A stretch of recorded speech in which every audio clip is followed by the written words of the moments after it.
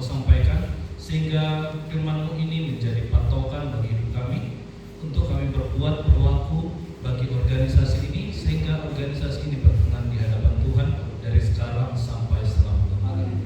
Ajar kami Tuhan, pimpin kami Yesus, sehingga kami mengerjakan sesuai dengan kehendak dan ketetapan-Mu. In Jesus name we pray. Haleluya. Amin. Shalom Bapak Ibu. Terima kasih buat kesempatan yang sudah diberikan kepada saya, khususnya Bapak Ketua. Bukan karena hebat, bukan karena gagah gitu ya, tapi semua karena kemurahan dan kesempatan yang Tuhan berikan. Perkenalkan, nama saya Miracle Sanwarubu. Nama lengkap saya Fani Miracle Sanwarubu. Saya anak dari Bapak Pendeta W. Warubu dan Ibu Trivena Mamunan. Saat ini saya sedang mengambil doktoral di Sekolah Tinggi Teologi Global Globe Indonesia, dan saya juga melayani di sana sebagai salah satu tenaga pendidik, dan saat ini melayani di GBT Glow Fellowship Center di bawah naungan Bapak Gilbert Mendong. Itu perkenalan singkat kita, dan doakan selanjutnya ada pelayanan-pelayanan yang akan Tuhan percayakan, baik itu di dalam negeri maupun di luar negeri, supaya Tuhan selalu beserta dengan kami. Karena bagaimana kami bisa berjalan kalau tidak bersama dengan Tuhan? Kalau kami berjalan tanpa Tuhan, itu hanya kekonyolan, gitu ya, hanya job-job aja. Tapi kalau bersama dengan Tuhan, kita dahsyat, luar biasa. Amin. Nah, hari ini kita akan membahas satu tema. Kita akan belajar dari Mazmur 119. Mazmur 119 ayat yang ke-71. Mazmur 119 ayat yang ke-71. Yang sudah dapat katakan amin. Yang sudah dapat boleh bangkit berdiri. Kita akan membacakannya bersama-sama. Mazmur 119 ayat yang ke-71. Dalam hitungan yang ketiga kita bacakan 1, 2, 3. Bahwa aku tertindas itu baik bagiku, supaya aku belajar ketetapan-ketetapan-Mu. Sekali lagi ya, kita bacakan bersama-sama dengan iman dan keyakinan. 1, 2, 3. Bahwa aku terlintas itu baik bagiku, supaya aku belajar ketetapan-ketetapan-Mu. Silakan dulu Bapak Ibu Saudara semuanya. Nah, ketika kita membaca teks ini, kita langsung pertama kali sering akan berkata, ternyata bukan cuma kita yang menderita ya, bukan cuma saya yang menderita, ternyata bukan cuma saya yang sakit, ternyata bukan cuma saya yang mengalami kepedihan. Ternyata semua orang di dunia itu mengalami kepedihan. Mau itu tua, muda, miskin, kaya, semuanya mengalami penderitaan, walaupun jenis penderitaannya berbeda-beda. Dan di dalam penderitaan itu banyak yang namanya sakit penyakit, keluh kesah, tangisan, dan banyak hal-hal yang membuat hati kita getir, membuat hati kita gemetar. Bahkan di dalam dunia nyatanya kita, kadang-kadang kita untuk melewati satu persatu permasalahan itu sulit. Betul nggak?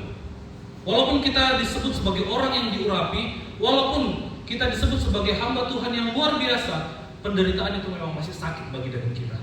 Amin. Atau ada yang tidak merasakan sakit lagi di sini?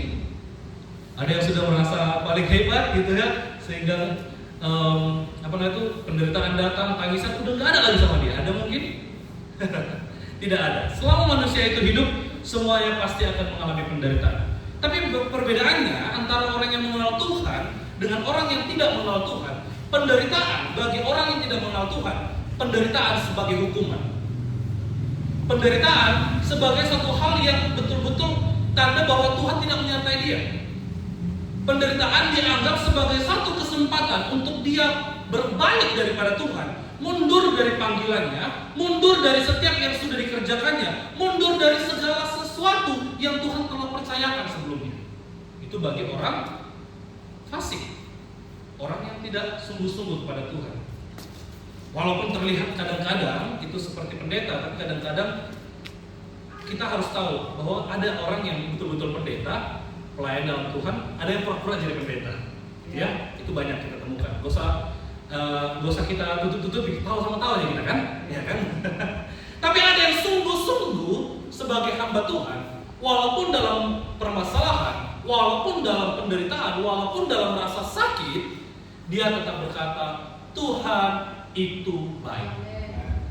Walaupun dalam keadaan yang membuat hatinya getar, walaupun dalam keadaan yang membuat hatinya itu seakan-akan tidak bisa percaya kepada Tuhan, seakan-akan dia ditinggalkan Tuhan, seakan-akan tidak ada pertolongan dari manapun, seakan-akan semua pintu telah tertutup, dia tetap berkata, pengharapanku hanya kepada Yesus. Semua hal yang terjadi dalam hidupku itu untuk mendatangkan kebaikan bagi orang yang mengasihi Dia.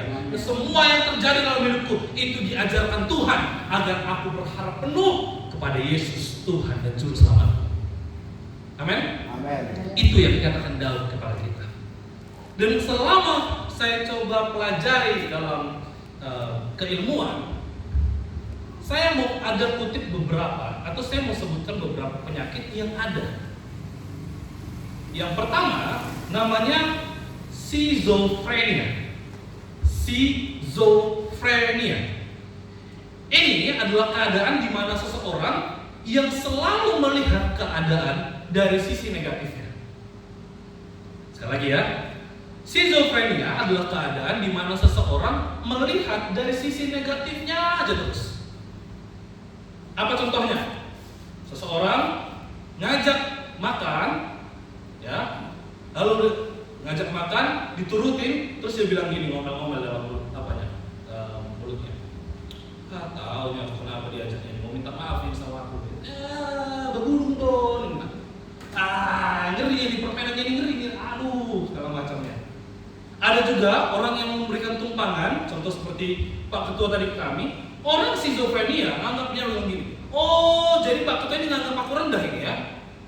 Ngeri kali dia, jadi maksudnya itu nggak bisa naik bus dari Panetola sampai ke sini. Gampang ya sama aku.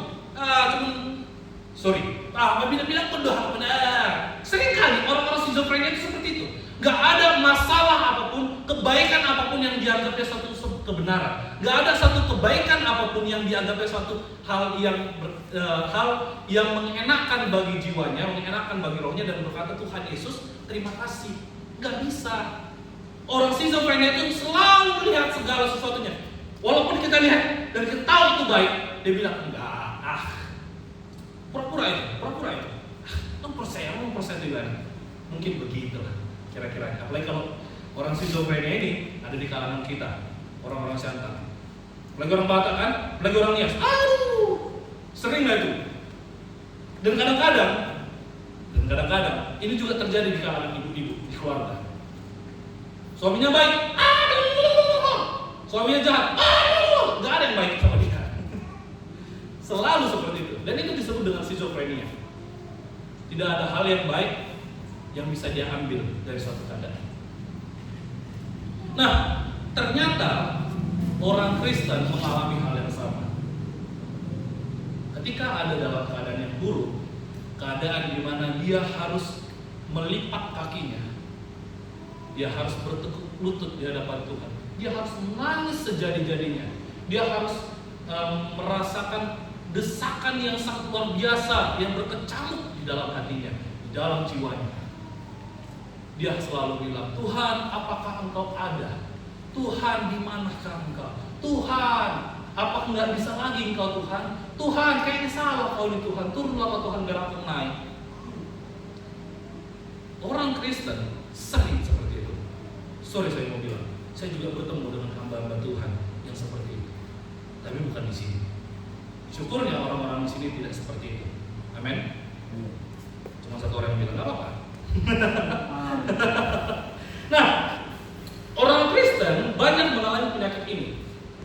Dia tidak bisa melihat yang baik, tidak bisa melihat hal yang benar dari segala sesuatu yang telah Tuhan perbuat dalam hidupnya. Sekarang coba renungkan sejenak. Kira-kira di antara kita, gak usah disebutkan, gak usah angkat tangan, ya, malu kita nanti kan. Coba kita selidiki hati kita. Tuhan, apakah aku mengalami penyakit ini? Tuhan, apakah aku selalu bisa menerima yang baik daripadamu, tapi susah atau bahkan tidak bisa menerima yang buruk daripadamu? Walaupun yang buruk itu kita tahu bukan dari Tuhan, tapi kita percaya ada hal, ada keadaan di mana-mana sepertinya itu buruk, tapi itu baik untuk jiwa, baik untuk roh kita, baik untuk iman kita. Pandangan manusia itu buruk, pandangan manusia, pandangan dunia itu sakit, tapi bagi jiwa, bagi roh kita ternyata itu membangun. Amin. Tapi pertanyaannya yang saya tanya tadi, kira-kira adakah yang ada di sini, bapak-bapak, ibu-ibu hamba Tuhan yang mengalami penyakit ini, yang meragukan kasih Tuhan, meragukan kebenaran Tuhan, meragukan eksistensi Allah dalam hidupnya? Kalau ada, nggak apa-apa, gak usah angkat tangan, gak usah bilang aku pak, enggak, gak usah. Simpan aja dalam hati. Tapi ingat, selama kita belajar Alkitab ini, selama kita dengarkan firman Tuhan, koreksi terus hidup. Nah, tulisan Daud, dia bilang begini, 119 ayat 71, bahwa aku tertindas itu baik bagiku. Sekarang saya mau tanya, siapa orang yang mau tertindas di sini? Ada orang yang mau diremehkan? Ada yang mau dianggap kecil? Ada yang mau dipandang sebelah mata di sini? Tidak ada kan? Bahkan kalau kita pun dipandang sebelah mata, jangankan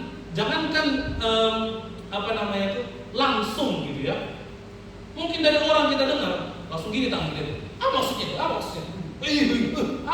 Mungkin seperti itu. Mungkin itu cuma mungkin Pak Ketua.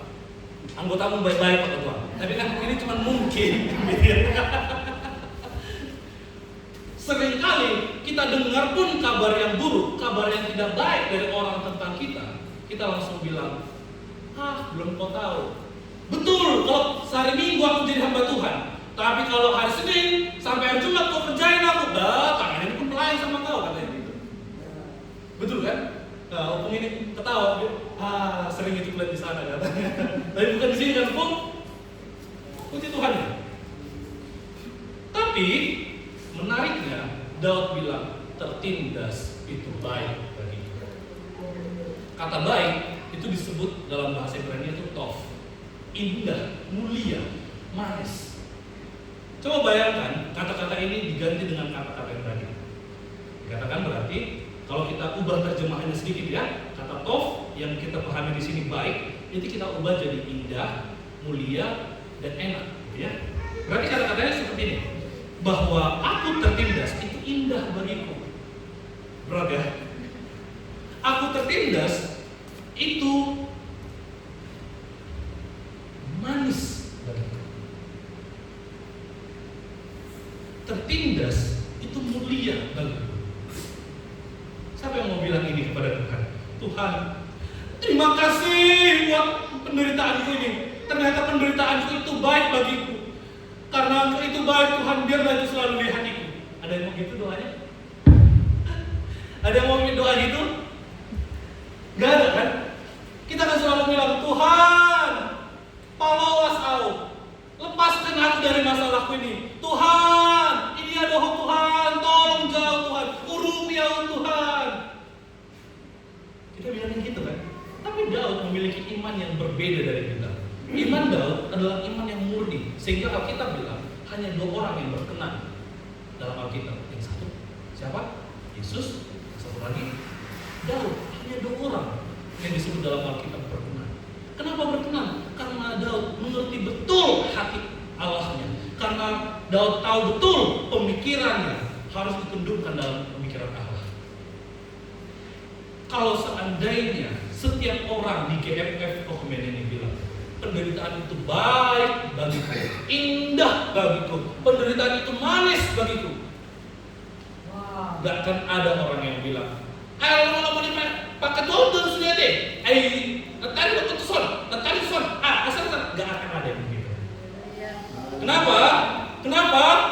Karena semuanya melihat dari cara pandangnya Allah, melihat bahwa segala sesuatu itu dijadikan Tuhan baik bagi kita. Kalau itu terjadi dalam suatu perkumpulan, maka kami percaya, maka kita percaya dengan yakin GMF ini bukan cuma ada di Simalungun. Amin. Haleluya. Tapi kalau semuanya sepakat, masalahnya cuma saja untuk tangan gitu. Cuma saja mengaminkan itu pula. Amin. Puji Tuhan, gak bertobat semua. Haleluya.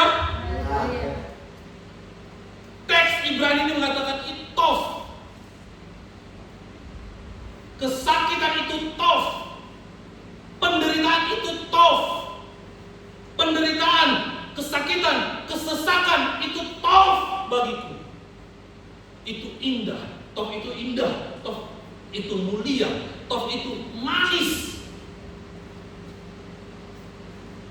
Jadi ada cerita gini Bapak Ibu. Ini cerita sedikit ya. Tapi jangan ketahuan sama bapak sama mamaku ya. Ya, Pak Ketua, tolong jangan kasih tahu juga bapak sama mamaku. Oke? Janji gitu ya. Di sini loh. Jadi beberapa waktu lalu ketika saya masih sekolah, saya tuh dipaksa untuk makan apa sih namanya? Daun pepaya muda. Saya dipaksa untuk makan daun pepaya muda. Tahu rasanya kan? Dengan bunga-bunganya itu lagi. Tahu rasanya kan? Enak nggak? Nggak ada yang suka kan? Ternyata itu baik buat kesehatan kita. Saya dipaksa harus kau makan, kata mamaku. Jangan kau makan yang lain kalau nggak kau selesaikan makanan ini. Jadi punya apa lah kan? Punya ide lah kan? Pulang di situ ada obat batuk. Pulang gini, oh sudah kosong. Jadi keluarkan botolnya, ku masukkanlah sayur-sayur ini tadi ke tempatnya, tempat obat itu tadi. Aman nggak? Aman nggak? Aman. Bisa makan yang lain lagi. Bisa memakan apa nanti ikan asin kepala batu, enak kali betul. Betul. Dari selama aku merantau, itulah yang kalau pulang selalu mencari ikan teri, ikan asin. Mau kayak kemarin pun ada ikan, aku cari juga. Ada sama si siap berengkang. Baru ada ya kira-kira itu ikan teri, bilang gitu. Ada bang, mau digoreng kan? Diam gitu kan, lihat bapak, lihat mama. Ya goreng kan, dalam hati, yes. Gitu kan? Nah, suatu ketika ketahuan, saya lupa buang, ketahuan sama bapakku sama mamaku. Tapi jangan ketahuan ini ya, dimarahin aku. Dimarahin aku. Kenapa? Karena bagiku itu bukan hal yang enak. Karena bagiku itu racun. Karena bagiku itu, aduh, bukan makanan itu. Sakit apa aku tenggorokanku, sakit lidahku makan itu. Tapi ternyata itu enak. Itu enak, bukan untuk lidah, tapi untuk kesehatan. Sama dengan hal-hal penderitaan, hal-hal kesakitan yang Tuhan sengaja izinkan untuk membuat imanmu. Apakah engkau menjadi mulia, berharga di hadapan Tuhan atau tidak? Atau setelah Tuhan uji, malah ditemukan, ternyata bukan iman yang asli, ternyata imitasi. Tapi penderitaan itu diibaratkan seperti api yang membakar emas. Setelah kita dibakar, setelah kita melewati itu, apakah kita timbul dengan emas yang murni? Amin.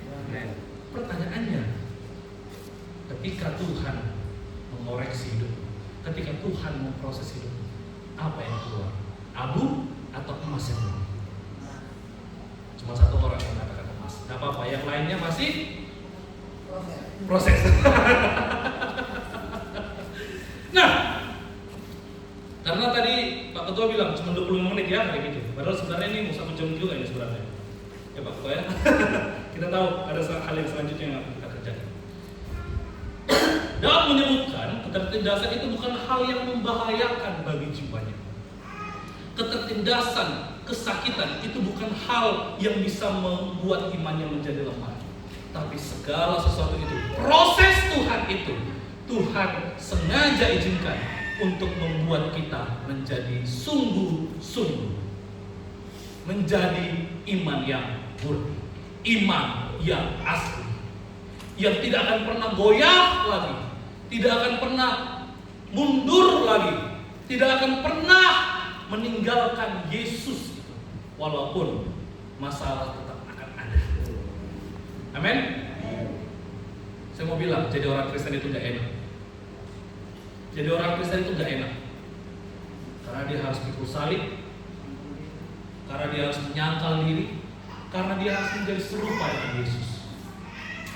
Tidak enak bagi daging, tapi bagi roh kita, bagi jiwa kita, bagi seluruh iman kita berkata, wow. Katakan bersama saya, wow. Imanku. Ikuti. Imanku disempurnakan oleh Kristus. Walaupun keadaannya tidak baik, walaupun dalam GMF ini pasti akan ada nanti yang ngomong ada, pasti ada. Setiap organisasi pasti ada. Nggak usah heran kita. Namanya organisasi pasti ada yang bagi. Begitu Pak Ketua. Saya bersama Pak Ketua ya. Karena ketika kita masuk dalam pelayanan, masuk dalam organisasi, itu kita berarti masuk dalam permasalahan. Tapi permasalahan itu apakah kita mau jadikan permasalahan itu yang paling utama, atau Tuhan yang kita bangun kerajaannya, Tuhan yang kita beritakan Injilnya melalui organisasi itu yang dimuliakan dan diutamakan. Beda. Ada orang yang ketika masuk organisasi atau skeptis terhadap organisasi karena melihat udah tahu yang mana nanti itu pasti berbedai, apalah baju natal berbedai, apalagi tempat untuk ibadah berbedai, sendiri berbedai sih, ada politisi, ada orang yang gitu. Betul nggak, Pak Ketua? Betul nggak Bapak Ibu semuanya? Betul ya. Tapi jangan menjadikan itu sebagai hal yang utama. Jadikanlah teman-temanmu, hamba-hamba Tuhan yang ada sekitarmu itu mengasahmu. Yes. Satu orang yang bilang yes, gak apa-apa. Kalau aku dulu tadi situ aku bilang amin ya itu sebenarnya. Tapi karena pas lagi di sini aku nggak bisa aku bilang amin kan? Gak apa-apa. Nah, dia katakan begini di berikutnya. Supaya aku belajar ketetapan. Supaya aku belajar. Kata belajar ini itu tidak tergantung dari usia, tidak tergantung dari profesi, tidak tergantung dari apa jabatanmu, apa yang sudah kamu raih, apa yang Bapak Ibu sudah dapatkan sampai sekarang ini. Sampai akhir hidup itu adalah proses untuk kita belajar. Amin. Katakan bersama saya, seumur hidupku. Sekali lagi, katakan bersama saya, seumur hidupku, aku mau belajar ketetapan. Amin. Jangan cuma yang hari ini kita ngomongkan itu ya, tapi setiap hari ya, Bapak Ibu ya. Supaya aku belajar ketetapan-ketetapanmu. Dan inilah keuntungan, inilah rasa manis, inilah rasa indah, inilah yang dianggap itu sebagai yang mulia, yang disebut oleh Daud itu tadi tov. Bukan karena masalahnya, bukan karena situasinya, bukan karena kepahitannya, bukan karena kesesakannya, bukan segala sesuatu yang tadi kita sudah bilang itu kegetiran. Bukan yang tadi kita sebutkan tadi segala sesuatu yang tertindas itu, bukan itu yang poin utamanya yang dikatakan oleh Daud sebagai tov. Tapi yang dikatakan oleh Daud sebagai tov adalah kita belajar ketetapan Allah. Amin. Karena setiap proses itu, setiap permasalahan itu, setiap ketertindasan itu, bukan itu akhirnya. Tapi segala sesuatunya itu pada akhirnya adalah belajar ketetapan-ketetapanku. Belajar tentang ketetapan-ketetapan Tuhan. Dan ini yang harus kita pelajari. Ini yang harus kita tetapkan dalam hati. Ini yang harus menjadi fondasi kita dalam hidup. Amin. Amin. Amin. Lagi amin. Amin. Dan inilah yang menjadi poin penting, belajar ketetapan. Inilah tema kita, belajar ketetapan. Satu penyakit lagi saya mau kasih tahu ya, Bapak Ibu ya, boleh ya, Pak Ketua, satu lagi ya. Bapak Ibu pernah nggak lihat orang yang nyimpan sampah di dalam rumahnya? Coba Bapak Ibu cari nanti ya. Hoarding disorder. Kalau Bapak Ibu aktif di sosial media beberapa waktu lalu, ada mahasiswa yang nggak pernah keluar kamarnya, nggak pernah keluar dari tempat tidurnya, nggak selalu aja di dalam itu monggok kalau kata bahasa orang Batak. Cuma di situ aja. Makan dia di situ, buang air dia di situ, bahkan ada air yang selalu keluar dari kamarnya. Wih, keluar banjir terus. Sampai suatu ketika yang punya kosan itu melihat, diketok gak ada jawaban, diketok gak ada jawaban, akhirnya didobrak. Yang punya kosan yang dobrak. Ditemukanlah ternyata di dalam kamarnya itu semua sampah. Mau sampah berat dari mulai dia masuk sampai di antara itu, dari yang udah busuk sampai yang baru aja itu ada. Nggak percaya? Nggak percaya Bapak Ibu ada penyakit ini? Coba Bapak Ibu percaya. Kalau nggak percaya, coba nanti cek di HP Bapak Ibu. Hoarding disorder. Segala sesuatu dia pikir bahwa itu bisa bermanfaat bagi. Segala sesuatu itu bisa berguna bagi. Termasuk sampah. Termasuk apa? Apa yang mau saya sampaikan? Ketika kita melihat teks ini dan melihat penyakit ini, kadang-kadang orang Kristen juga seperti itu, Pak. Kadang-kadang orang Kristen juga seperti itu, Bu. Semuanya disimpan dalam hatinya. Tangisan dia 10 tahun yang lalu sampai sekarang disimpan. Tangisan dia yang 20 tahun yang lalu masih disimpan sampai sekarang. Tangisan dia semalam pun dia simpan dalam hatinya. Sorry, saya mau bilang ini. Itu penyakit. Sorry saya bilang ini. Itu harus diselesaikan dalam nama Yesus. Karena tidak ada seorang pun yang mampu melepaskan dirinya. Tidak ada seorang pun yang bisa membantu dirinya kecuali hanya Yesus Kristus Tuhan dan Juru Selamat kita. Amin. Ada 2 penyakit yang saya sebutkan hari ini. Yang pertama, apa tadi namanya? Schizophrenia. Yang kedua, hoarding disorder. 2 penyakit ini ternyata banyak kita temukan dalam iman Kristen. Tapi saya percaya tidak ada di sini. Tapi kita akan bertemu dengan orang-orang seperti itu. Dan hari ini Tuhan mau panggil kau, Tuhan mau panggil bapak, mau panggil ibu untuk menyelesaikan penyakit itu dengan darah Yesus Kristus Tuhan yang kami. Amin. Itulah panggilan daripada GMF. Ketika kita berkata, aku mencintai Alkitab, kita berarti berkata, aku belajar untuk mencintai, belajar untuk mengerti, belajar untuk menjadi serupa dengan Allah melalui pembacaanku, melalui firman yang telah kubaca setiap hari. Itulah panggilan dan visi dalam hidup kita, dalam organisasi GMF. Okumenia. Hampir lupa itu ya. Oke, Bapak Ibu, saya undang main musik. Satu cerita lagi, dan ini yang terakhir, betul-betul yang terakhir, Pak Ketua. Tadi saya lihat ini, pas ini 20 menit.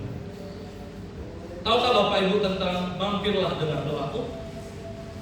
Mampirlah dengar doaku, Yesus penebus. Tahu lagu itu? Saya mau ceritakan sedikit tentang lagu itu berkaitan dengan teks ini.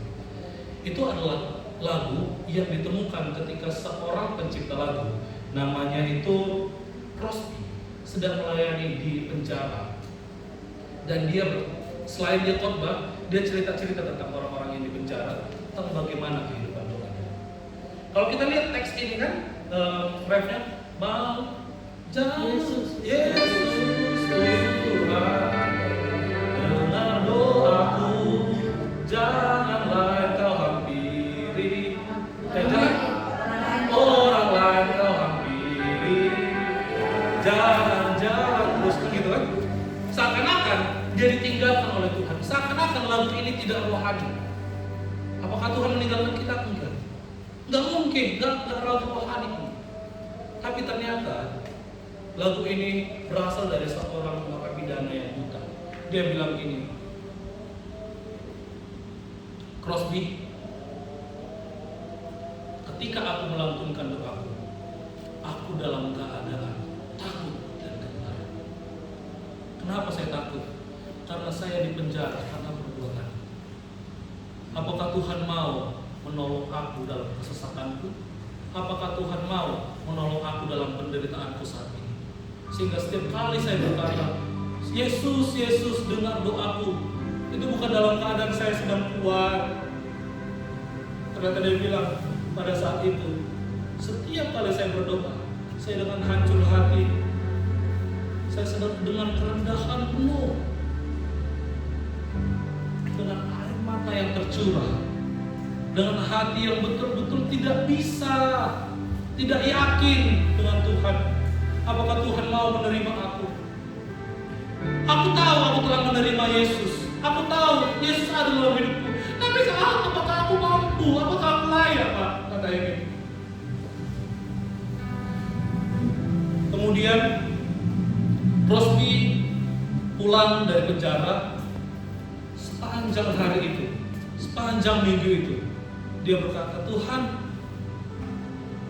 aku telah berlaku salah dalam berdoa. Aku selalu meminta seakan-akan Tuhan harus menjawab doaku.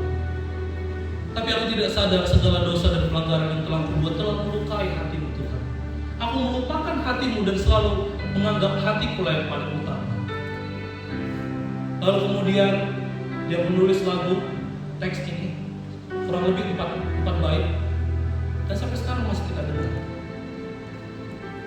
Ketika kita nyanyikan lagu ini, mari kita belajar dengan kerendahan hati, dengan kehancuran hati. Walaupun di tengah-tengah kesesakan, walaupun di tengah-tengah ketertindasan, kita harus belajar ketetapan Tuhan. Amin. Kita nyanyikan, kita berdiri, kita nyanyikan pujian ini.